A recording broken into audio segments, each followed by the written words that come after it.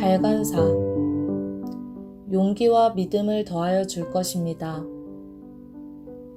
한국 구세군이 걸어온 105년 역사 속에는 이름도 빛도 없이 주의 나라와 구세군을 위해 헌신했던 많은 분들이 계십니다.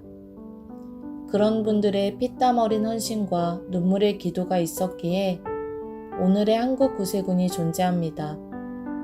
그리고 한국 구세군의 초창기, 특별히 암울했던 그 시대에 고국을 떠나 이억만리 동방의 고요한 나라로 알려진 조선에 하나님의 사랑과 복음을 들고 찾아온 많은 선교사관들이 있었습니다. 그분들은 낯설고 물서른 조선 땅에서 자신들의 젊음을 주와 구세군을 위해 바쳤습니다. 오늘의 한국 구세군인들은 이분들의 헌신과 자랑을 결코 잊어서는 안 됩니다. 영국인 허버트 로드 사관은 1910년부터 1935년까지 25년 동안 한국 구세군을 위해 일했습니다. 일제에 의해 기독교단들이 통폐합되면서 외국 선교사들이 한국을 떠날 때 허버트 로드 사관도 한국을 떠나 고국으로 돌아갔습니다. 그리고 해방이 된 후 이 민족이 가장 힘들고 어려웠던 격동의 시기에 한국 구세군의 발령을 받아 1947년부터 1950년까지 제8대 한국 구세군 사령관으로 사역을 하였습니다. 허버트 로드 사령관은 6.25 전쟁이 발발하자 영국 대사관에 피신하라는 주의의 권고를 뿌리치고 끝까지 군국 본영에 남아 구세군을 지키다가 공산군에 포로되어 북한으로 끌려가게 되었습니다.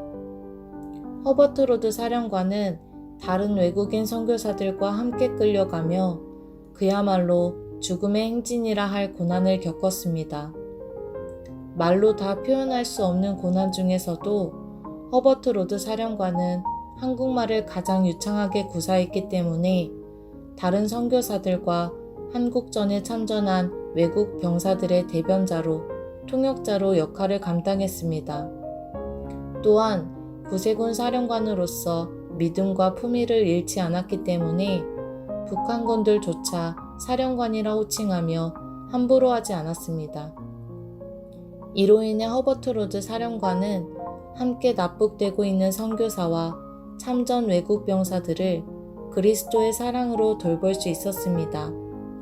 그분은 실로 용감한 주의 종이었습니다. 허버트 로드 사령관은 피납 과정 중에 온갖 고난과 역경을 만났지만 그리스도인으로서 그리고 한 사람의 신실한 구세군인으로서 용감한 신앙인의 모습을 잃지 않았습니다. 이러한 신앙적 기계는 오늘의 우리가 배우고 본받아야 할 모습이 아닐 수 없습니다. 그런 점에서 이 작은 책 용감한 주의 종은 시련 속에 있는 독자들에게 용기와 믿음을 더하여 줄 것입니다. 그리고 진실한 신앙으로 무장된 복음의 증인들이 박해와 고난의 현장 속에서 어떻게 빛나게 되는지를 알려줄 것입니다. 바라기는 이 책을 읽는 사람들마다 용감한 신앙인이 되어 어떤 악조건도 넉넉히 이기는 믿음의 용사들이 되기를 바라며 주변 사람들에게도 영향을 줄 수 있는 강한 열정과 믿음을 회복할 수 있기를 원합니다. 그리고 이 책을 읽는 사람들마다 하나님께서 주시는 순교자적 신앙으로 불의와 악에 대항하여 늘 승리하기를 바랍니다.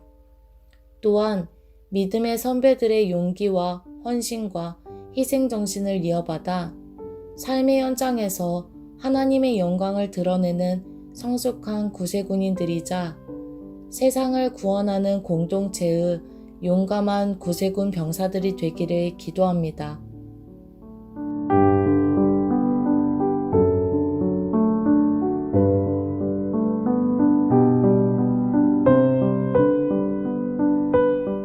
저자의 글, 기쁨과 교훈을 얻기 위해. 어떤 사람은 무미건조한 기계적인 틀에 박힌 울타리 안에서 보잘것없는 봉사를 하는 낮은 길을 걷는다. 그러나 어떤 사람은 큰 변화를 겪으며 극적인 화제를 일으켜 우리의 귀를 기울이게 하는 높은 길을 따라간다. 허버트 로드 부장은 높은 길에 생애를 보냈다. 기차로 시베리아 횡단, 포로 수용소, 언어학교, 시골 생활, 죽음의 행진 등은 로드 부장의 표석이었다. 이 책은 통찰력이 정신적 의의를 투시하고 원칙이 행위가 된 것과 희생과 헌신의 역할을 기쁘게 받아들인 원리가 어떻게 온갖 위기 속에서도 우뚝 솟은 강인한 탑이 되는지를 잘 보여준다. 용기가 하나님의 은총을 더했을 때 승리를 이루게 된다는 보다 분명한 사실과 아울러 기쁨과 교훈을 얻기 위해 이 책을 출판한다.